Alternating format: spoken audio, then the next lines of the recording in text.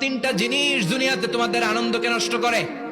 এক হলো অসুস্থতা, দুই হলো বার্ধক্য, তিন হলো মৃত্যু। তাই এই তিনটা জিনিসকে আমি জান্নাত থেকে চিরকালের জন্য আউট করে দিলাম।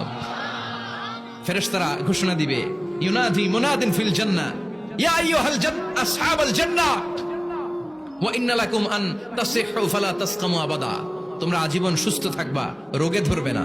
ওয়া ইন্না লাকুম আন তাশাব্বু লা তাহরামু আবাদা। আজীবন তোমরা জান্নাতে যুবক থাকবা, বুড়ো হবা না। ওয়া ইন্না লাকুম আন তাহইয়াও ফালা তামুতু আবাদা। ও জান্নাতের আজীবনের জন্য জান্নাতে জীবিত থাকবা, তোমরা আর মরবা না। আহলুল জান্নাতি জুরদা ওয়া মুরদা ওয়া আবনাউ 30 ওয়া 30। জান্নাতে যারা যাবে ওদের বয়স হবে 33, আরেক বর্ণনায় এসেছে 30। আর তাদের গালে কোনো দাড়ি থাকবে না, দেহে পশম থাকবে না। দুনিয়াতে দাড়ি রাখাকে ওয়াজিব করে দিয়েছে কে? যারা দুনিয়ায় দাড়ি রাখবে, জান্নাতে তাদের গায়ে কোনো পশম, দাড়ি, মোষ কিছুই থাকবে না। চিল্লায় কোন সুবহানাল্লাহ।